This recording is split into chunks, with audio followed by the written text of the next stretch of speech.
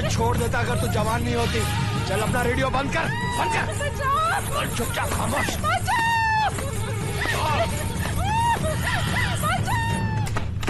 सुनो सुनो सुनो, जगन्नाथ ठाकुर ने गरीब मजदूर औरत का बलात्कार किया है। कल पंचायत में ठाकुर साहब अपना फैसला सुनाएंगे।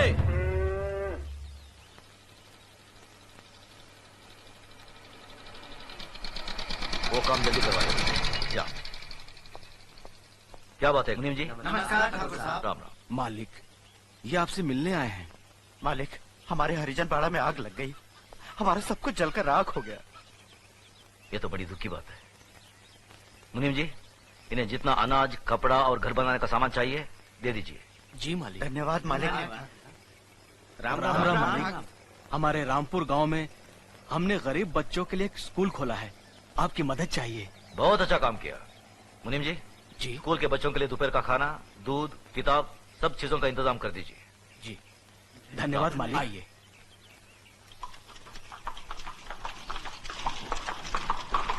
अरे मुनो आ रहे हैं। धनराज। जी बाबूजी। तुम्हारी बुआ आ रहे हैं, उनके बैठने का इंतजाम कराओ। जी बाबूजी। ठीक है, जाओ। आओ बहन, आओ आओ। पाए लागू भैया। जीती रहो। नमस्ते बुआ जी। बैठो। खुश रहो। क्या बात है, इतनी धूप में यहाँ? भैया भैया वो कल पंचायत है। मालूम है। मुजरिम मेरा बेटा जगन्नाथ है। वो भी मालूम है। फैसला आप ही सुनाने वाले हैं। आप मेरे सगे भाई ना होते हुए भी मेरी परवरिश एक सगी बहन की तरह की। मेरी डोली को कांधा दिया और एक माँ बनकर मेरी गोद भराई की रस्म पूरी करके आपने मेरी झोली खुशियों से भर दी। आज उन सारी खुशियों का दारोमदार आपके फैसले पर है भैया। जगन्नाथ अभी नादान है भैया, अच्छे बुरे की उसे समझ नहीं है। उसकी नादानी, नासमझी और बचपने को देखते हुए उसकी इस भूल को आप क्षमादान कर सके तो मैं।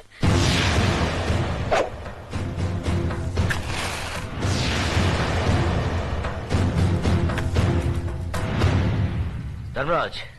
जी बाबूजी। घर की तिजोरी में तुम्हारी माँ का जितना भी सोना पड़ा है उसे हमारी बहन को दे दो।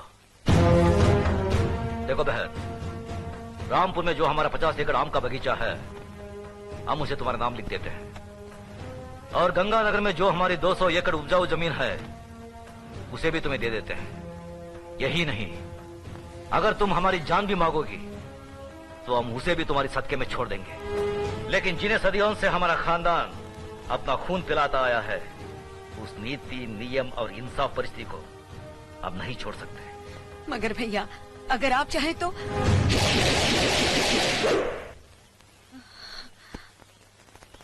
मैं जानती थी भैया कि आप अपने उसूलों और खानदान के आन से नहीं हटेंगे। मैं तो सिर्फ अपने आप को तसल्ली देने आई थी कि अगर मैं आकर आपसे विनती करती तो शायद आप अपना फैसला बदल देते। अपनी औलाद के मामले में माँ बहुत स्वार्थी होती है। अगर मुझसे कोई भूल हो गई हो तो माफ करना भैया।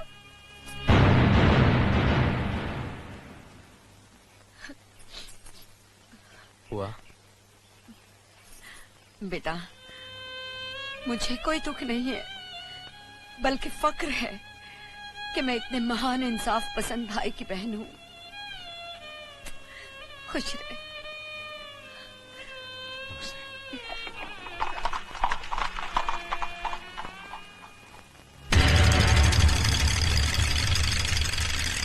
अरे रामू, जल्दी से बग्घी तैयार कर, ठाकुर साहब पंचायत के लिए निकल रहे हैं।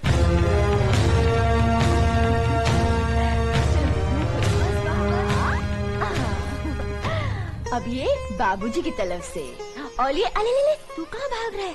और ये मेरी तरफ से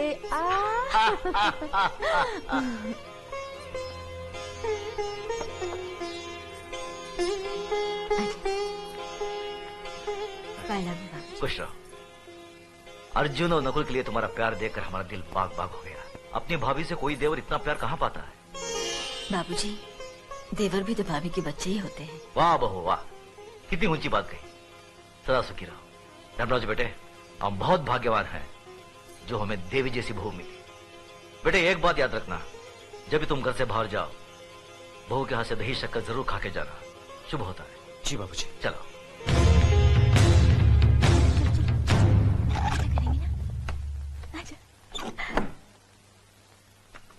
टाटा पिताजी। टाटा पिताजी। चले बाबूजी। चलो।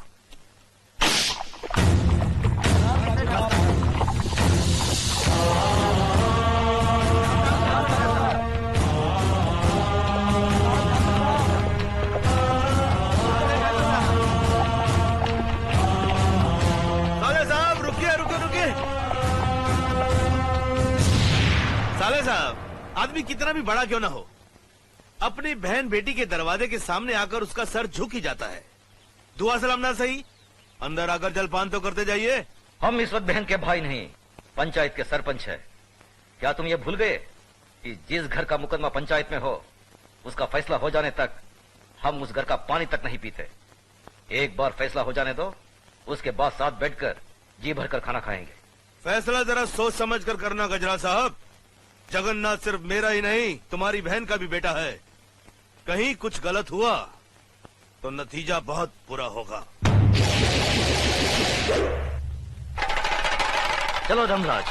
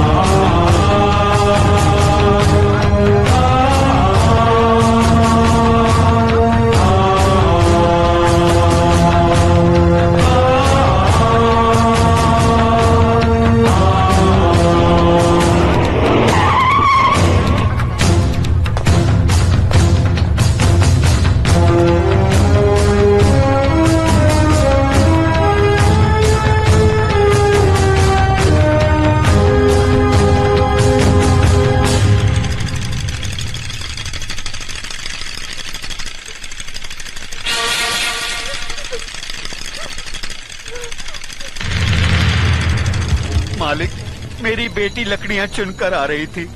रंजीत सिंह के बेटे जगन्नाथ ठाकुर ने इसकी इज्जत लूट ली। हम गरीब हैं, इज्जत के सिवा हमारे पास कुछ नहीं है। अब कौन इससे शादी करेगा? अब कौन इसका हाथ थामेगा? आप न्यायमूर्ति हैं, आप ही फैसला कीजिए मालिक।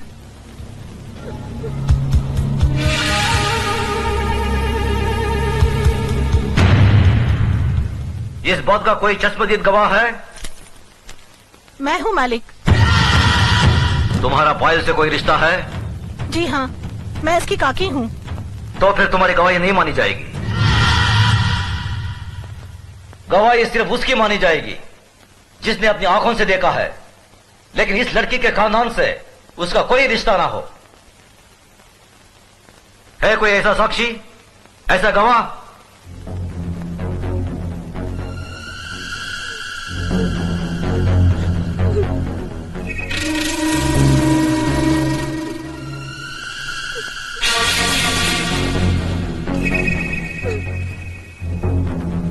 मैं हूँ मालिक।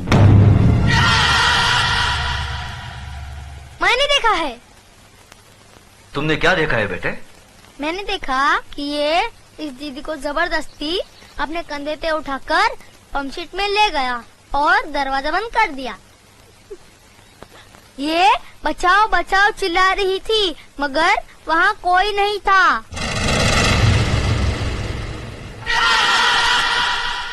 थोड़ी देर बाद जब ये बाहर आई तो इसके कपड़े फटे हुए थे और ये रो रो के कह रही थी कि मेरा सब कुछ लूट गया, मैं बर्बाद हो गई।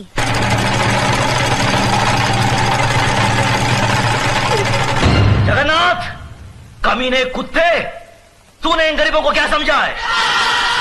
ये वो गरीब मजदूर हैं जिनके खून पसीने की बरकत से हमारी धरती पर हरियाली जागती है। हमारे सर पर जमींदारी का ताज इन्हीं गरीबों की बदौलत है, जिसके बदले में उन्हें 2 वक्त की रोटी 2 गज की चादर मिलती है। और तूने उसी चादर में घुसकर इस गरीब की इज्जत लूट ली। फिर तुझ में और जानवर में क्या फर्क रहा? मुनीम जी, देवी माँ के मंदिर से सिंदूर ले आओ। जी मालिक। पायल, तुम इधर आओ। जिन हाथों से मजबूर करके इस कमीने ने तुम्हारी इज्जत लूटी, आज ये उन्हीं हाथों से तुम्हारी मांग भरेगा, तुम्हें अपनी पत्नी बनाएगा। ये हमारा फैसला है। गजराज, अपना फैसला बदल दे। आंखें मत दिखा। ये नीच, जिसके पांव अगर मेरी हवेली के फर्श पर पड़े तो फर्श गंदा हो जाए, इस 2 टके की लड़की को तुम मेरे घर की बहू बना रहे हो। तो नहीं जानता, जमींदारों में तो ऐसी बातें होती ही रहती हैं। मजदूर औरतों और मालिकों के बीच में ऐसे खेल तो अक्सर होते रहते हैं। कोई अपनी बीवी नहीं बनाता उन्हें। खामोश! मजदूर औरतों की इज्जत जमींदारों के बाप दादाओं के कोई जागीर नहीं होती जिसे वो अपनी मनमानी करे, रोन दे, कुचले। इज्जत इज्जत होती है, चाहे वो किसी ठाकुर की बेटी हो या किसी मजदूर की। पागल हो गया तू? तुझे इंसाफ करने की अकल नहीं है। तेरा अंजाम बहुत बुरा होगा गजराज।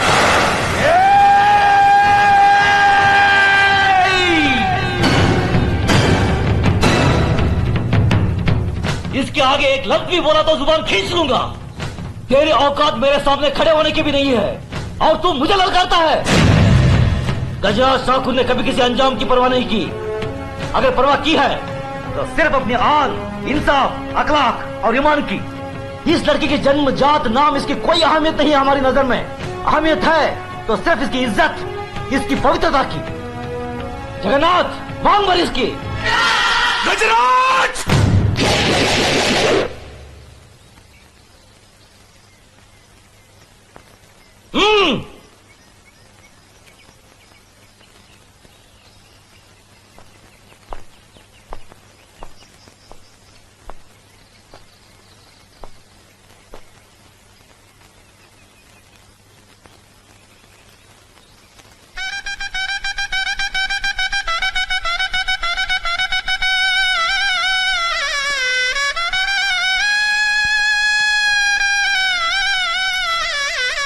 सदा सकीर हो बेटी। जगन्नाथ, अगर तुमने इसे कोई तकलीफ दी तो हमसे बुरा कोई नहीं होगा।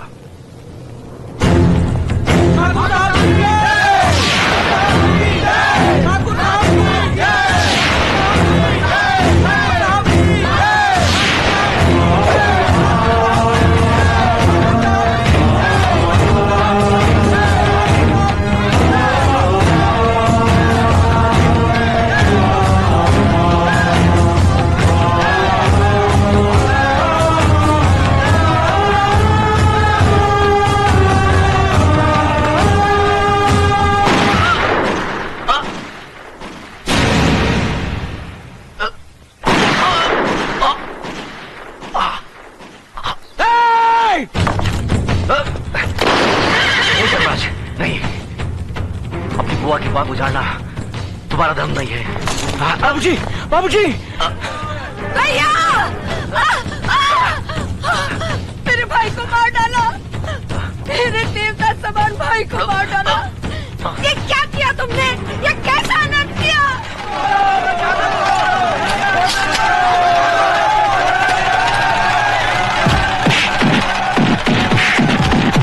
रुक जाओ! छोड़ दो उसे।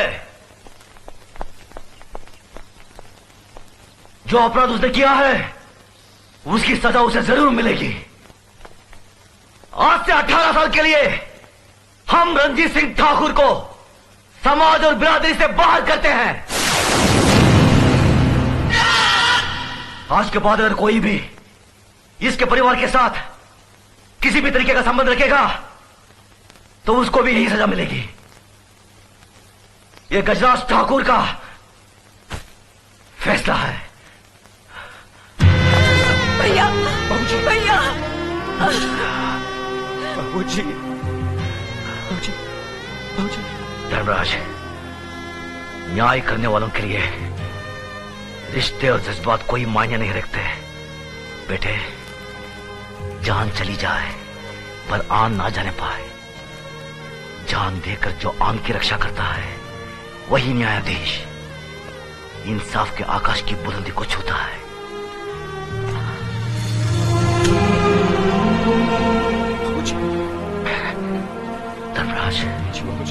आज से हम भरतपुर कस्बे के न्याय और इंसाफ की बागडोर तुम्हें सौंपते हैं। याद रखो बेटे, जिस दिन भी तुमने अनजाने में भी गलत फैसला किया तो समझ लो वही दिन तुम्हारी जिंदगी का आखिरी दिन होगा। बाबूजी, बाबूजी, भैया बाबूजी।